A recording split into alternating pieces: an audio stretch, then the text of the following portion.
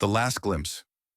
We were all silent, each of us staring out of the small window, eyes fixed on the blue orb hanging in the vast emptiness of space.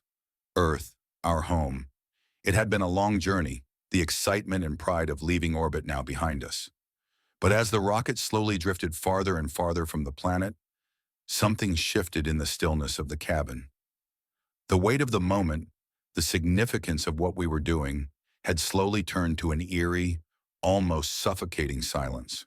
The earth was beautiful. There was no doubt about that. Its swirling clouds, its blues and greens and browns, the life and vitality it had once held. But that beauty was fading with every passing second, every kilometer we put between ourselves and the surface. And then it happened.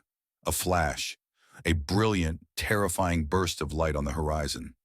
My breath caught in my throat. I leaned closer to the window, eyes wide, struggling to make sense of what I had just seen. It looked like a cloud. No, not just a cloud, but something else. Something that made my stomach twist in an unnatural way. The second explosion followed quickly, then the third.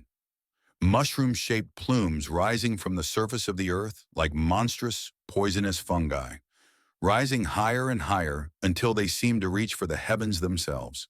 The flashes came in waves, each explosion more violent than the last, the light reflecting off our spacecraft in eerie waves of orange and yellow. It wasn't a natural phenomenon. It wasn't some cosmic event. We knew instantly what it was. We weren't looking at clouds. We were looking at the aftermath of devastation. We were looking at the last gasp of a dying planet. Our planet. The realization hit like a physical blow. The weight of it crashed over me and the others in the cabin, stealing the air from our lungs. The explosions weren't accidents. They were deliberate. They were weapons. The Earth, our Earth, had been attacked. We had left just in time to witness its annihilation from the safety of space, but we had already known the cost. There would be no home to return to. I turned toward my crewmates, their faces pale, eyes wide with disbelief. They were still looking out the window, entranced, frozen by what we were seeing, by the horror we had just witnessed. But we knew it was real. This wasn't a dream, and it wasn't a drill. This was the end. "What the hell just happened?" Sarah finally spoke, her voice hoarse, barely a whisper over the static hum of the cabin. She had been the most optimistic of us, the one who had always believed in humanity's resilience, but now her voice cracked with the weight of what we were seeing. No one answered her. There was nothing to say. The explosions continued, spreading across the globe. I could see them now, the flashes of light from dozens of locations. The entire planet, from the ice caps to the equator, was writhing in agony. The last remnants of civilization were being erased in an instant. There was no escape from the gravity of it. The Earth was dying, and we, helpless in our craft, were drifting farther and farther from the disaster.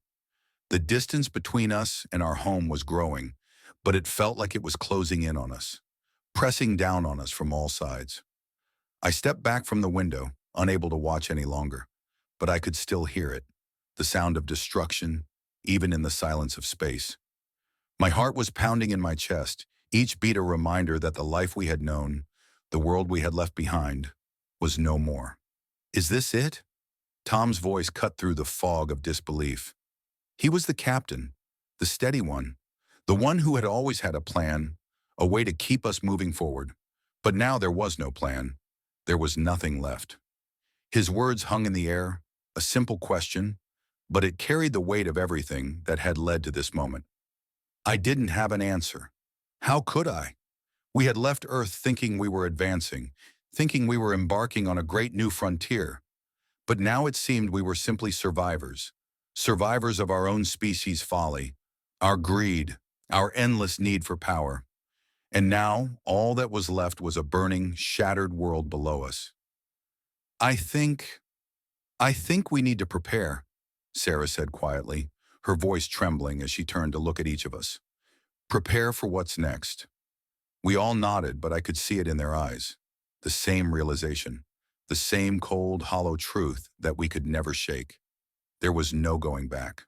We were drifting away from the only place we had ever known, the only home we had ever had.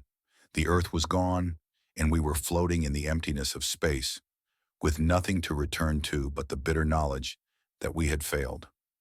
There would be no rescue. There would be no help. We were the last witnesses to the Earth's end, and there was nothing left but the vast, endless black of space, and the echoes of the explosions below, slowly fading into nothing.